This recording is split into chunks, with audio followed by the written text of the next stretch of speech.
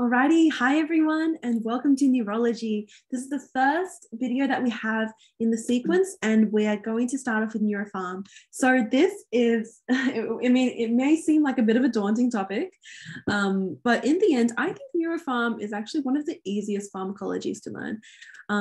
This is a split of everything that we're going to go through today. And even though it looks like a lot, the good thing about Neuropharm is that it's very, very simple. There's always an issue of either too much of an hormone or too little of a hormone, or neurons are like too excited.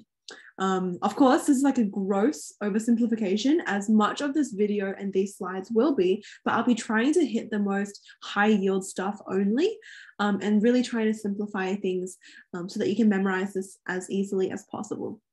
So Neuropharm really isn't too bad. It's just about blocking one hormone or upregulating another.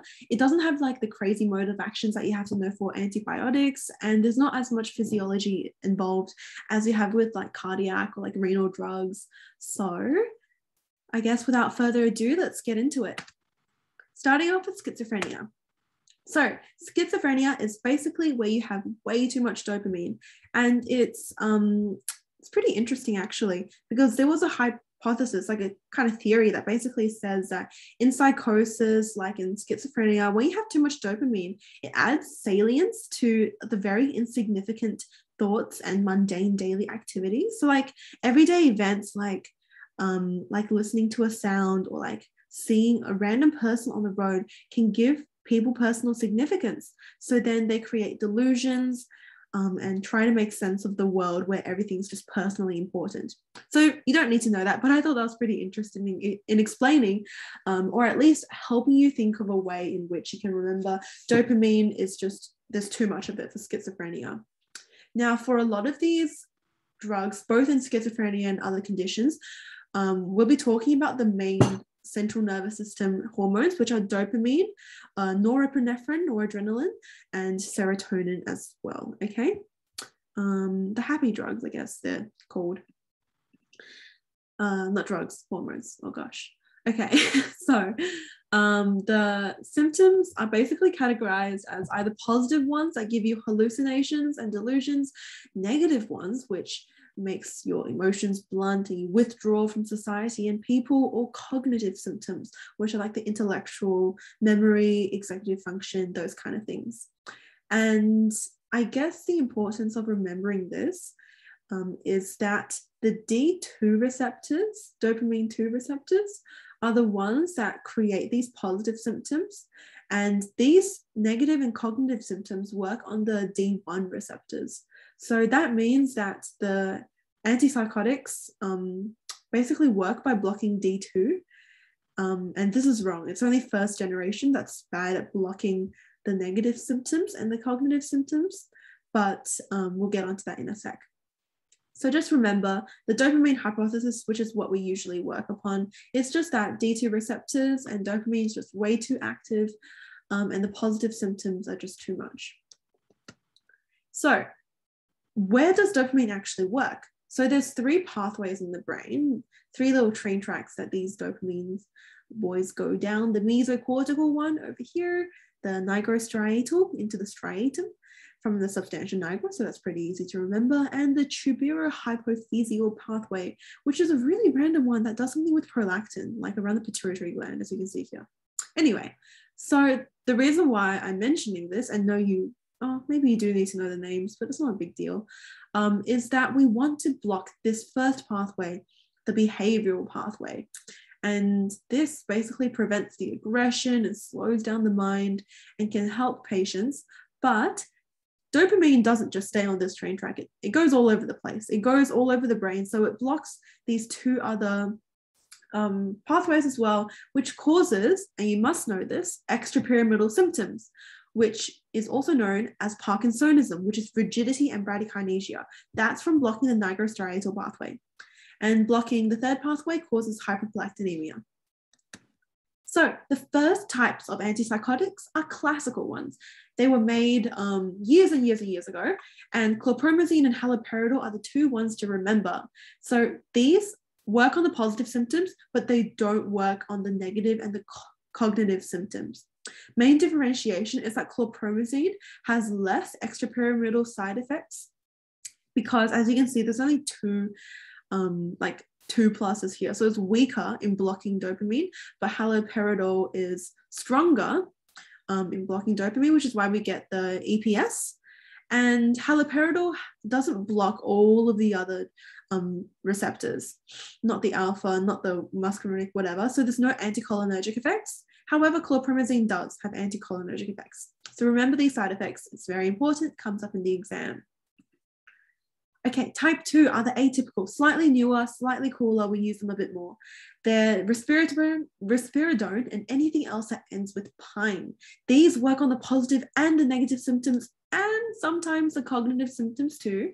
They're first line and basically just, they just work on all the receptors here. So just remember this table over here. I wrote here that clozapine causes agranulocytosis and neutropenia because it was in one of the exams. So I never learned this, but thought you might be interested. So part 2, depression. Depression is basically, think of this as not enough monoamines, aka noradrenaline and serotonin. The monoamine hypothesis is basically saying that when you don't have enough of these, you cause depression. It causes depression. And basically the reason why this is like only half true is because antidepressants takes weeks to work. And some people can feel a lot worse before they even start getting better. So what's happening in those few weeks? So they're suggesting that maybe there's more to it than that, which is where the monoamine receptor hypothesis comes in, which is to say, yeah, maybe it's to do with the monoamines, but possibly it's because there's upregulation of the receptors because compensation, equilibrium, and all that. And it takes a while for the receptors to actually upregulate and develop, which is why it could take weeks for antidepressants to work. That's all you have to know, basically. And a treatment summary for this one is, these are the 6 different modes of actions and the 6, 7, 8, 9 drugs that you have to know for all of them. Basically just blocking either a monoamine or a enzyme that breaks down monoamine. So class 1, TCA, you'll see these a lot. Dopamine and amitriptyline block the reuptake of noradrenaline going back into the presynaptic nerve and basically killing it. Important thing to remember is that it causes some other receptors to be blocked as well, unfortunately. Muscarinic ones, remember this, it comes up in like every exam ever, are the main ones to remember, but sedation and orthostatic hypertension also happen as well. Number 2, SSRI, also a very commonly seen drug I'm sure you'll know of.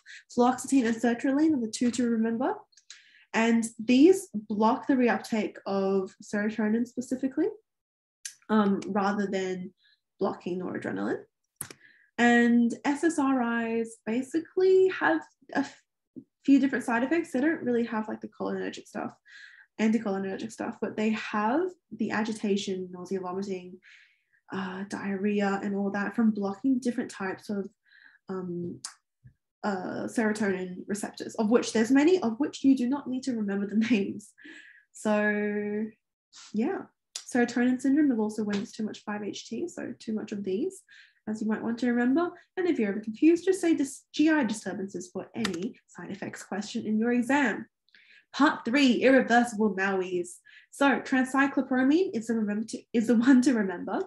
And a MAO breaks down our monoamines, basically. Monoamine oxidase, that's what it stands for. And basically the irreversible ones is important to remember because it causes a cheese reaction, which means that these drugs, obviously, they don't just stay in the brain, they can go all over the body and they go into your liver and your gut, which means that some other monoamines like tyramine, which is a random food dietary one, isn't metabolized.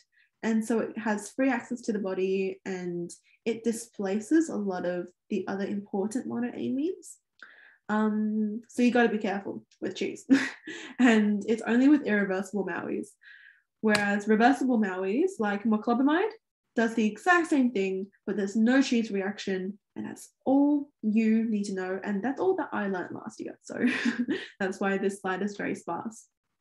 But I thought it might be worth mentioning as well, while we're on the subject of MAO, is that there's actually two types of MAO, MAO-A and MAO-B. MAO-B is used for Parkinson's disease, and it only works with dopamine, whereas MAO-A is what we're talking about right now with serotonin and noradrenaline, and is used in depression. Okay, so remember this differentiation, very important.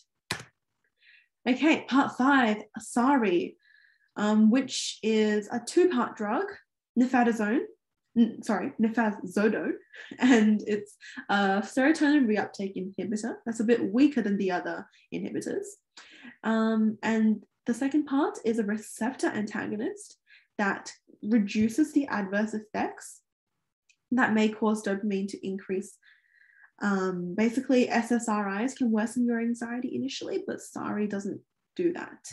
Honestly, I'm not sure too much more what you need to know about them, but I was told by a lot of doctors that the mode of action is just very, not many people really know how it works. So they're still trying to figure that out. Just remember there's a 2-part, inhibition and receptor antagonist.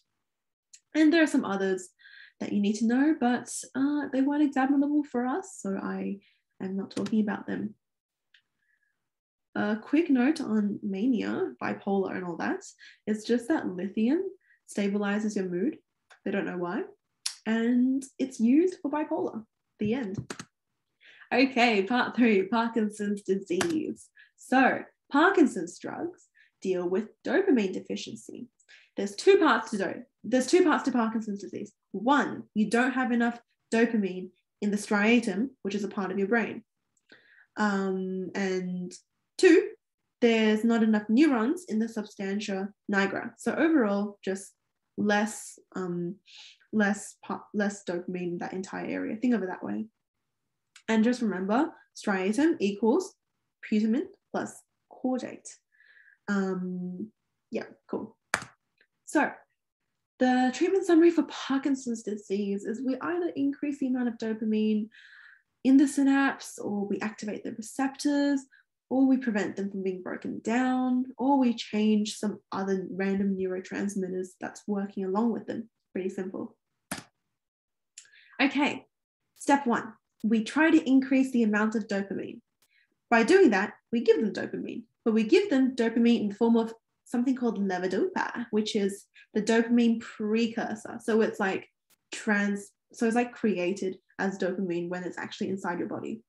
But we always give levodopa with either carbidopa or like benserazide, which is just another random one that, both of them basically inhibit the dopa decarboxylase in the periphery, because dopa decarboxylase is what converts it into dopamine, but you find it both in your central nervous system and like all over. But that's bad, because in the end, levodopa actually just goes to your peripheries instead of working where it's supposed to work in your brain. So in order to do that, we give the carbidopa to just stop the peripheral action so that it stays in the brain for longer. Cool? Cool. Okay, number 2, we directly activate receptors with the dopamine agonists. It's like apomorphine or bromocriptine are the 2 to remember. These are all dopamine agonists that work with the receptor, so they're not like a precursor or anything. And I guess side effects, just remember nausea, vomiting, and psychological effects. Yeah, if in doubt, select GI effects as side effects. Number 3, preventing dopamine metabolism. These, basically Selegiline is the one to remember. I remember MAO-B, as we said a moment ago, is for Parkinson's, whereas MAO-A is for like depression. So MAO, as you know, breaks down all the monoamines. We don't like that, so we put Selegiline in to work its magic. No cheese reaction, because it's not an irreversible MAOI like we had before.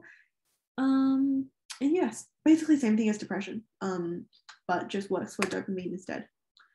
And another one to remember is COMT. COMT is like MAO, but it breaks down dopamine to something called 3-OMD, which you don't need to know. which means that like it can't be used anymore. So that's bad. And basically we just,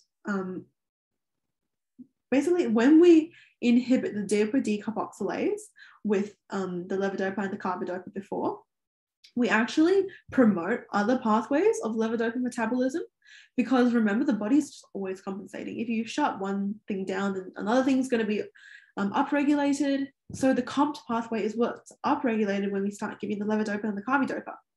So we block the COMT as well as the DOPA decarboxylase. And I guess that's all you need to know. Yeah, so yeah, I guess it's worth mentioning here. 3-OMD also competes with levodopa for transport across the blood-brain barrier. So we have to decrease the level of 3-OMD if we want the levodopa to move through more, if that makes sense. I hope it does. This diagram explains it very well. If it doesn't, this is periphery, that's the blood-brain barrier. Okay, so last type of drug for Parkinson's is altering the efficacy of other neurotransmitters. Basically, it's just benztropine, which is a muscarinic antagonist. We love them. We use muscarinic antagonists so much. They're good for tremors. In 25% of Parkinson's, that's all they need. Like in some of this less severe cases, they just put them on benztropine. And it's got really predictable side effects for a muscarinic antagonist, which are all of these that you should remember. And I guess this is just a summary of all the drugs that we've said so far. It's a bit of a headache looking through this, but take your time and it should explain all the different enzymes and modes of actions very well if you're confused. Okay, epilepsy, almost there. So epilepsy is when you have 2 or more seizures, unprovoked seizures, instead of just one seizure, which is definitely not epilepsy. And it's good to remember all of these specific types of seizures, which are examinable. Absence petit mal, I'll point out, because they're in children, they just stare vacantly into space without like having all those crazy muscle contractions that you think of when you think of seizures. And there's a specific drug for that, which we'll go over later. Status epilepticus is when a seizure lasts too long. So it's a medical emergency and we give them IV or rectal benzos, okay? IV or rectal benzos, remember that. So treatment summary over here. Again, this is a gross simplification, oversimplification, as has most of this PowerPoint been, but I do that to try and simplify it, obviously.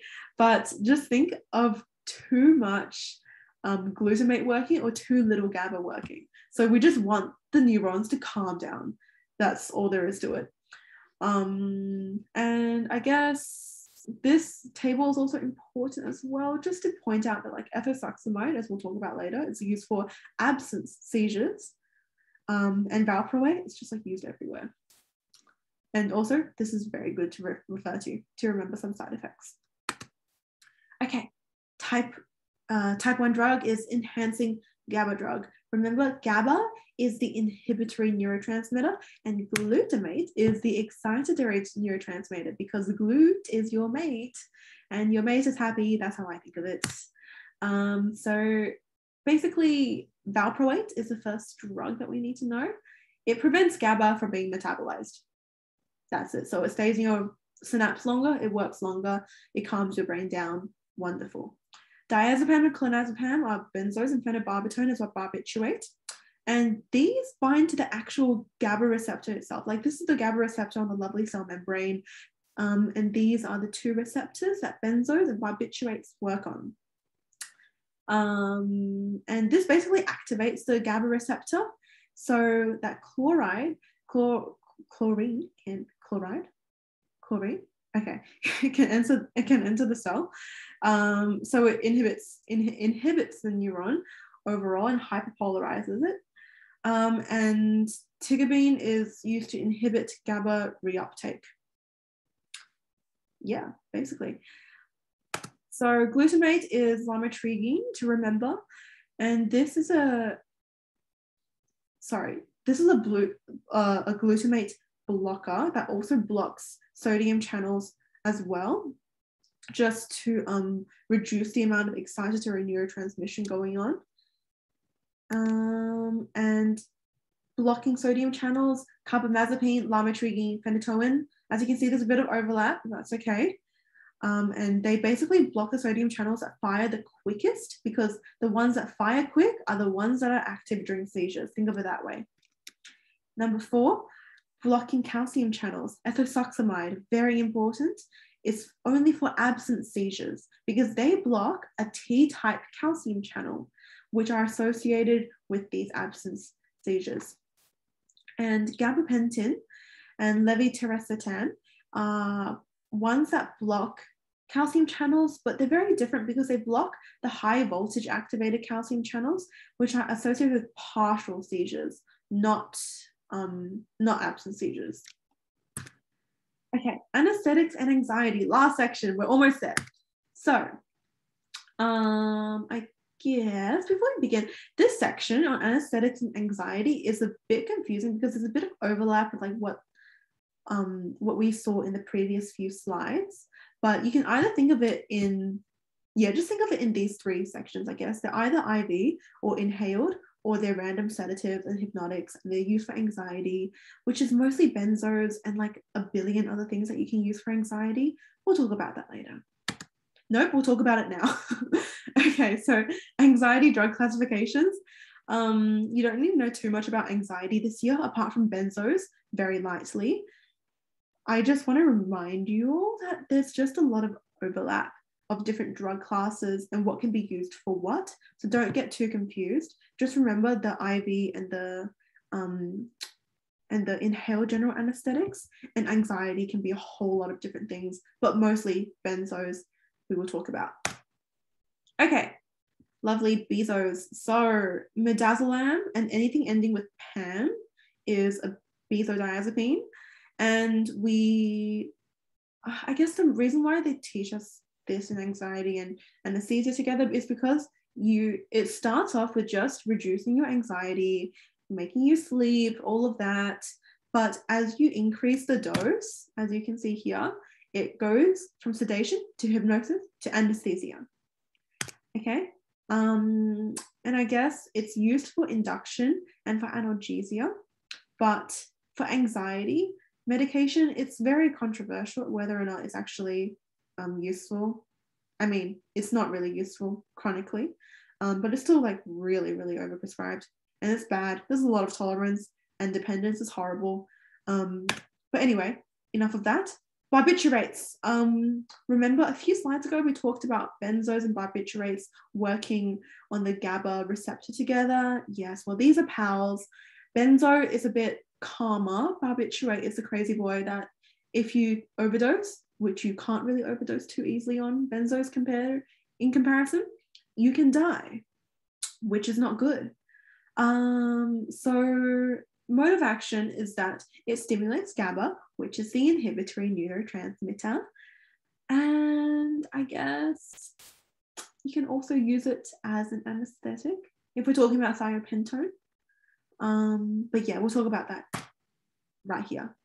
Right here? No, over here. Okay, that's okay. We'll talk about inhaled general anesthetics first. Okay, so we've talked about benzos and barbiturates so far, which are just 2 drug classes, but the other one to consider is thinking about it in inhaled versus IV. So the inhaled ones are anything ending with a fluorine or nitrous oxide, the happy gas. And basically they just open track 1 channels, and that's literally it for mode of action. GA potency is important to remember. We get exam questions on this all the time. The minimal alveolar anesthetic concentration is basically how much of this drug do we need to make 50% of the population conked out. And obviously we want a powerful one. We want a strong, potent general anesthetic. So we want one with a lower concentration, so we can give a lower amount and more people will be immobilized. Lovely. And very important to remember, its potency is related to lipid solubility. This comes up like all the time in exams. So yeah, this is just a funky little table showing you the inverse relation between a blood gas coefficient and MAC. And just to say that there are a lot of different different uses for these. They might be like slow or fast induction or recovery, but that's not too important. Just remember the lipid solubility for this one. Okay, IV general anesthetics. These are basically, okay, you don't have to remember the mode of action for any of these. In fact, I don't think we were taught the mode of action of any of them. I have it here just because I was curious. And throughout my very limited research, it seems like they're not really sure exactly what the mode of action is anyway. So whatever. Thiopentone is a barbiturate, as we talked about a few slides ago. So we're just throwing that in here again to classify it in IV. And it's pretty fast. It works within seconds. And it's for short anesthesia or for induction, which is fun. Propofol, hear about this one a lot in theatre. This basically prevents GABA from dissociating from its receptor or that kind of thing. It's real quick, but it can be maintenance of anesthesia as well. Ketamine, the horse drug and the party drug, is a glutamate antagonist. Remember, glutamate is excitatory, and it's also for rapid stuff as well, for short, painful stuff, for kids. You don't really need to know exactly what it's for. Just remember these names and remember their classifications. So, in summary, we have covered all of these wonderful drugs in the past, I don't know how many minutes. But just remember, everything I've said has just been a gross oversimplification, and there's, there's a bit more of a nuance and a lot more complications to that. But I think at the second year level, if you want a summary, this was it. Just remember the different drug classes as well as the specific drugs, which is the unique thing about studying this. In a lot of other drugs, we don't need to know the drug classes as well. But in this case, you do. And remember that some of them work on hormones and basically just upregulating or downregulating the excitatory transmitters in the brain. And that's all for today. So if you have any questions, pop them into our Curious Cat. I'm so sorry if I have made mistakes in this. I'm not the best at pharmacology, but I hope that this has been helpful, and you can see our slides on the Google Drive. And I hope you have a wonderful, wonderful day.